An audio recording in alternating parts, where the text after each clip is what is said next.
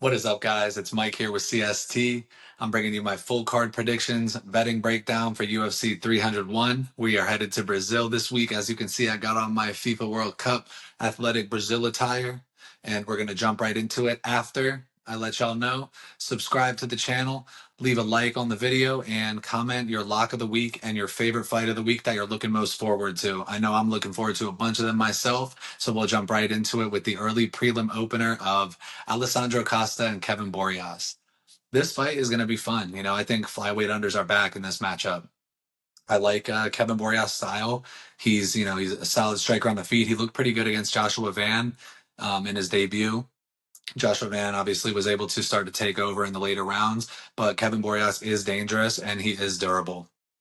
Alessandro Costa, on the other hand, I believe he's relatively durable as well. He wasn't doing too bad against Amir Albazi in his debut either. And in his last time out, he fought Steve Erceg, who is now fighting for the flyweight title. Alessandro Costa is going to implement his game plan. He's going to get the fight to the ground. And I believe once the fight gets to the ground, Borjas isn't getting back up. I think Alessandro Costa is winning this fight by submission. And, you know, I'll be interested to see what happens when he gets taken down. If Kevin Borjas can get back up and or stop the takedowns from happening at all and he can keep it on the feet, there might be a TKO finish on his side. That's why I say the flyweight under is probably a solid play for this one, under 2.5 rounds. Odds will most likely be decent unless they're on to it. But I lean Alessandro Costa by submission. And then we'll move on to the next fight. We got Ismael Bonfim versus Vince Pichel. I think this one is tailor-made for Ismael Bonfim to get back in the win column. Vince Pichel, although, he's solid. He likes to strike. He likes to, have an entertaining fight, which is cool. His last time out against Marco Madsen just wanted to hold him down the entire time. He was like outwardly complaining, like, come on, this guy don't want to fight. This guy don't want to fight. This time around, Ismael Bonfim is going to give him what he wants, and that's a fight.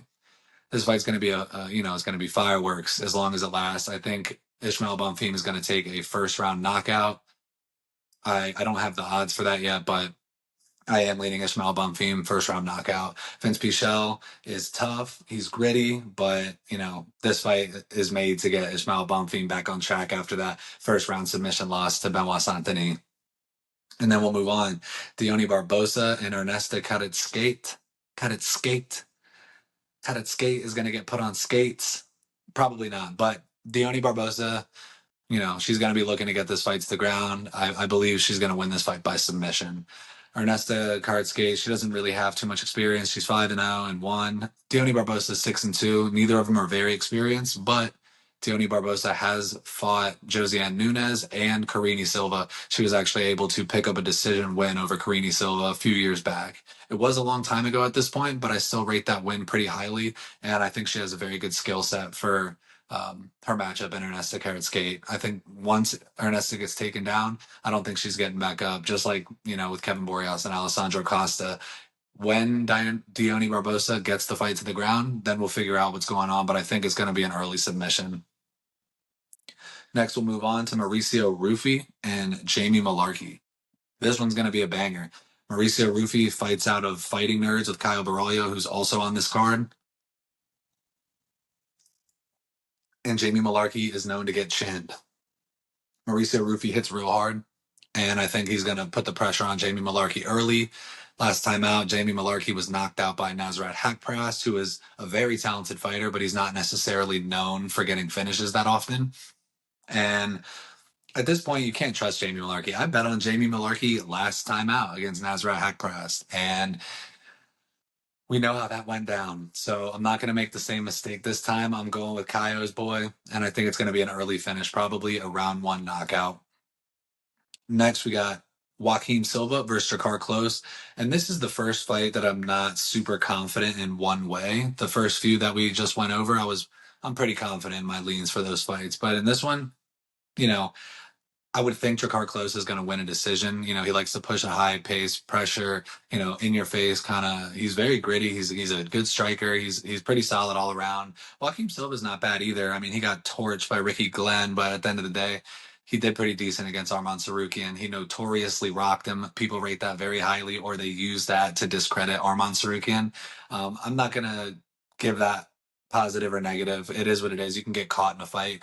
Joaquim Silva caught him. I don't know if he's going to catch Drakkar close, but we do see that he has some power. So Joaquim Silva, although he couldn't finish Clay Guida at like 42 years old, Clay Guida is a tough vet, and I don't know what's going to happen here. I could throw up a Hail Mary Joaquim Silva by submission, but I'm leaning Drakkar close by decision. Next, we got the first prelim of the night. We have Gene Silva and William Gomi in a featherweight matchup. Two completely different styles. Gene Silva, junkyard dog. He likes to get it going. He's violent. He's crazy. He wants to break you. And William Gomi, on the other hand, he is completely comfortable with a point fight. He likes to stay on the outside, stick and move, picks and chooses when to engage, when to disengage. He circles around the outside a lot, keeps his range. A lot of people say he's boring. I get it. I understand. I like watching him fight, though. I think he's a very technically skilled fighter.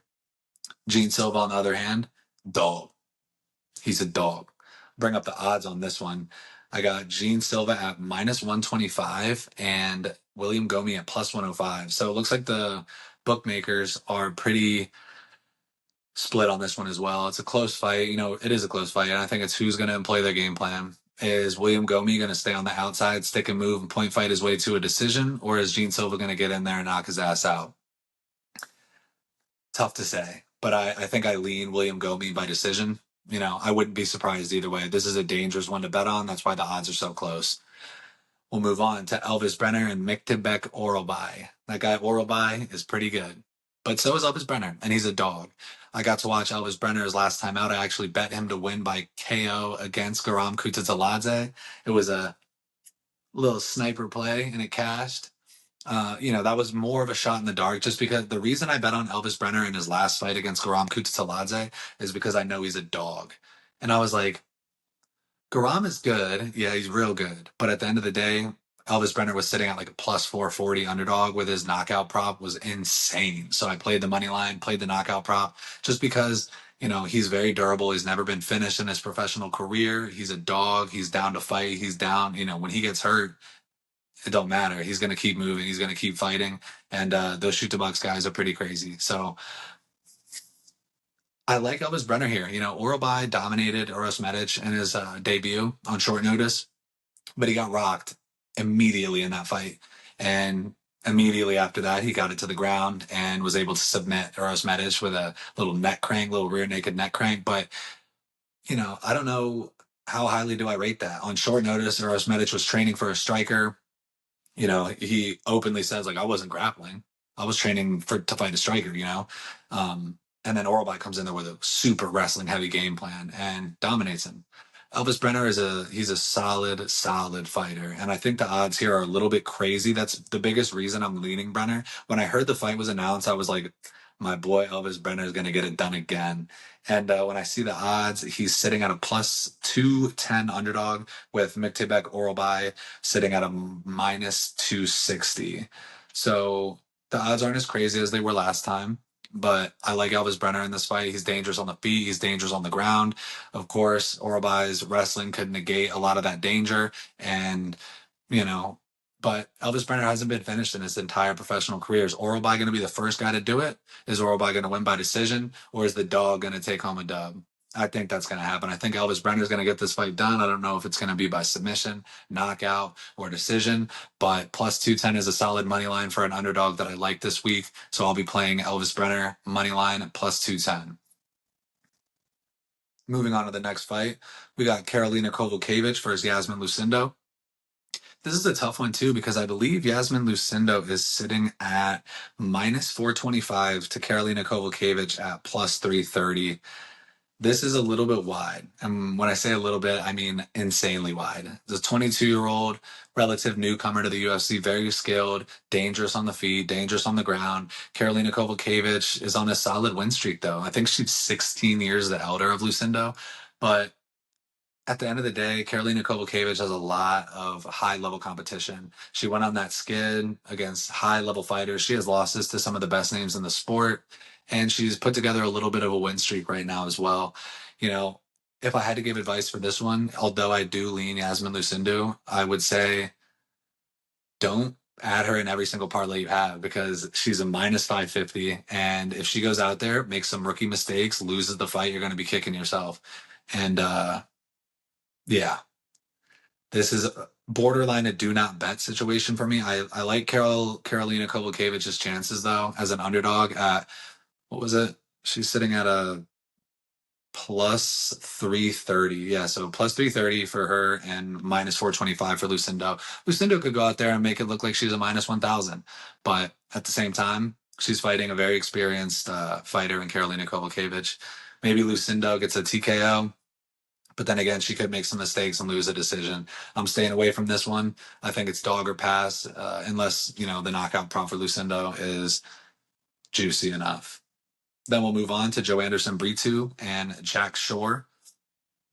This is going to be a banger for as long as it lasts. Joe Anderson Brito likes to get people out of there quick. Jack Shore will be moving up to featherweight. This is his second fight at featherweight, actually. He went out there his last time out, and he finished Makwan Amirkhani, which, how highly do we rate that win at this point? But at the end of the day, Jack Shore's a dog. He's 17-1 for a reason. Repping Wales. Shout out my boy D Wood. You already know we're rocking with Jack Shore, the underdog, baby.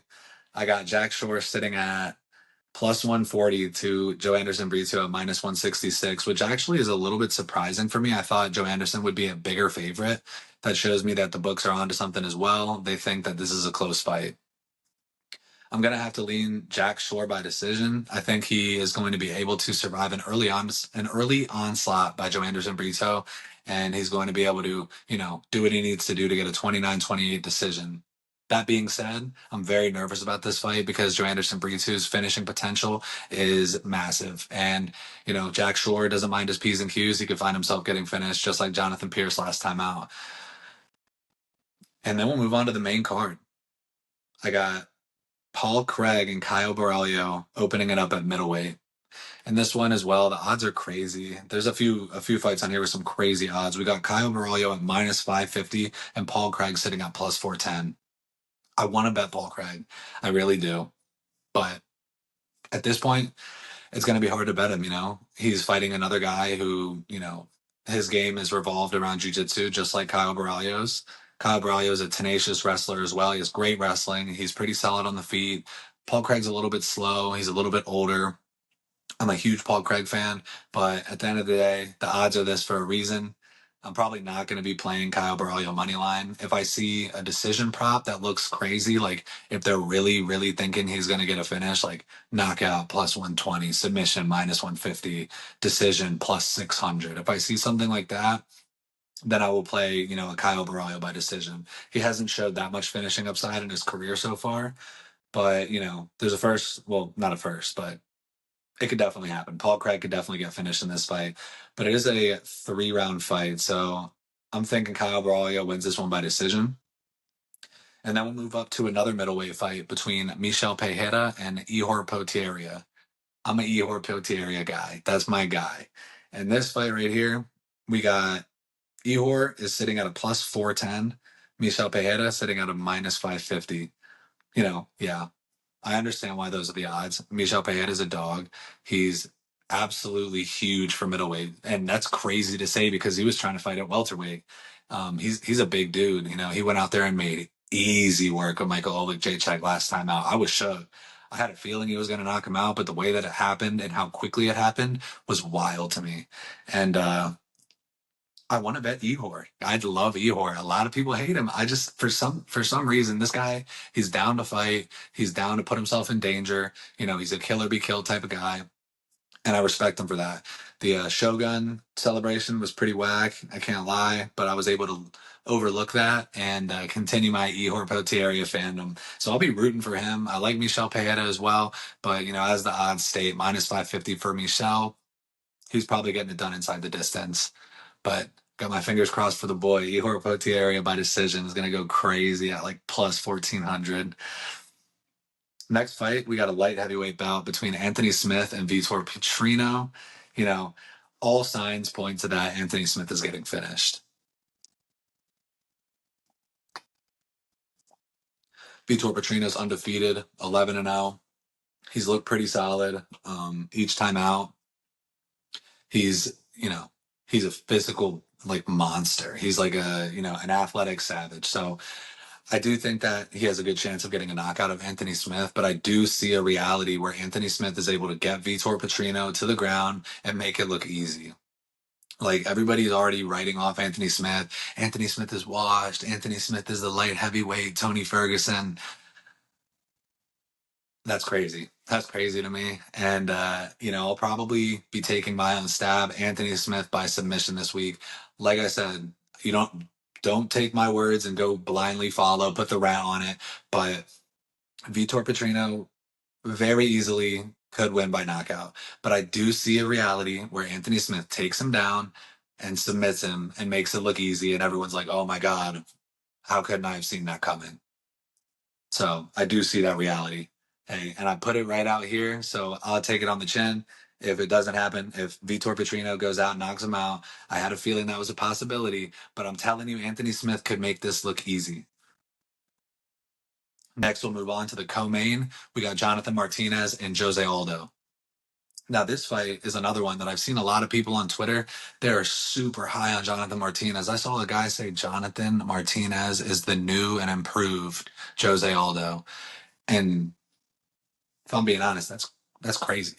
I I don't even remember who it was that said that, but that was crazy. I tweeted at him saying that's insane. The new and improved Jose Aldo. Yeah, they both kick legs. Yeah, there's that. But at the end of the day, y'all must have forgot. This is Jose Aldo, baby. Scarface is taking the dub home. He's had a pretty long layoff. It's almost 2 years, I believe. Jonathan Martinez is real good. I've been high on Jonathan Martinez for a long time. I picked him to beat Saeed Nurmagomedov, and I do think he won that fight. A lot of people think Nurmagomedov should have notched the decision, but I picked Martinez then, so I'm not a hater on Martinez. However, I do think that Jose Aldo is going to win this fight. And, on DraftKings right now, he's sitting at a plus 136 underdog to Jonathan Martinez at minus 162. And as far as I'm concerned, that's pretty decent odds. If you're giving me Jose Aldo with all that high level experience against Jonathan Martinez, who has a lot less of that high level experience in Brazil for his return on a pay per view in the co main event, give me Jose Aldo all day. I'm taking Jose Aldo to win this fight. Most likely by decision, but I would not be surprised if something crazy happens in that one. So Jose Aldo is winning this fight against Jonathan Martinez. Let's get after it. After that, we'll move to the main event, a flyweight championship bout. Alexandre Pantoja will be defending his belt against Steve Erceg. Steve Erceg, he's only had 3 fights with the promotion. He's 12-1 overall as a fighter, but he's looked very good so far. And the flyweight division is a mess. Brandon Moreno's coming off loss. Royval just got dominated by Pantoja. Manel Kopp can't make it to a fight. Mateusz Nicolau just lost. Alex Perez is now booked. Regardless, either way, we're getting out of it. Kai Car-France is hurt. Amir Albazi is nowhere to be found, and I believe is injured as well. So there's not a lot of sensible options for Alexandre Pantoja at the moment, and I believe he wanted to stay active. Steve Erceg made the most sense based on all of those things happening in this mess of a division right now. And I'm a fan of it. We need new blood. Steve Erceg may be getting pushed very quickly. And it might look like that too, Pantoja could go out there, dominate the fight, and show Steve Erceg levels. But I've been trying to find a reason to bet Steve Erceg all week. I can't lie. I'm probably going to, everyone on Twitter is like, why are people picking Steve Erceg to get a knockout? He has one knockout. It is what it is. Steve Erceg inside the distance and new, baby. Let's get it. No, but all things considered, Alexandre Pantoja could definitely go out there, push his game plan. Sorry, I had a little mental block there. Yeah, but Pantoja, he could do his thing, kind of like what he did against Brandon Royval. The pressure, it proves to be too much. I don't know what Steve Erceg is going to look like in a 5-round fight. Let's say he goes out there and wins the first 2 rounds pretty handily. Although Pantoja does get tired, he does not stop. And he keeps a relentless pace the entire fight, even when he's gassed. He just does not stop. And if he can employ that wrestling game plan, hold you down, threaten submissions, ground and pound here and there, get back up, mix it up, and then take you back down over and over and over again. It's such an exhausting pressure. And I feel like Steve Erceg, I don't know. Steve Erceg might have some difficulty dealing with that. I could easily see Pantoja going out there and making it look easy, showing levels to the UFC newcomer. 3 fights in, fourth fight is a title shot. Go out there and let me show you what happens when you try to fight me like this. Alexandre Pantoja is a minus 192 favorite. Steve Erceg at plus 160. So that tells me that the books aren't quite sure either. Is Steve Erceg him? We're going to find out on Saturday. I'm willing to bet Steve Erceg in this one. If he wins this fight and becomes a champion in his fourth fight with the UFC, that'll put him up there with names like Yuri Prohashka, Poatan, Anderson Silva, some pretty great names. That's elite company to be with if he can pull it off. I'm rooting for him. I like Pantoja a lot too, so I'll be happy. I'll be completely happy if Pantoja wins, but it would be cool to see Steve Erceg go up there and get it done in Brazil against the Brazilian champion and new Steve Erceg. Let's get it. This is going to be a pretty amazing card through and through. First fight of the night, Alessandro Costa, Kevin Borras, banger. Ismael Bonfim getting back in the win column. We got another fighting nerd, Mauricio Rufy. I like a lot of fights on here. Gene, the dog, Silva, he's going to be out there barking, see if he can finish William Gomi or if he's going to be forced to fight William Gomi's fight. I really like Joe Anderson Brito and Jack Shore as well. That's a crazy matchup. I know my boy D Wood with CST is going to be nervous for that one. He's going to be sweating that entire fight.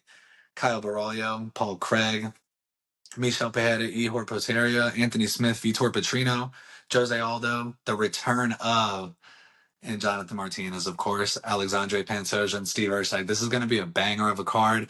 I'm looking to make some lottos as well this week. I like to do method and round combo parlays when they drop on FanDuel, which is usually Thursday night, Friday morning. They typically drop. So I'll be under this video and some of the comments, I'll be dropping some of my lottos.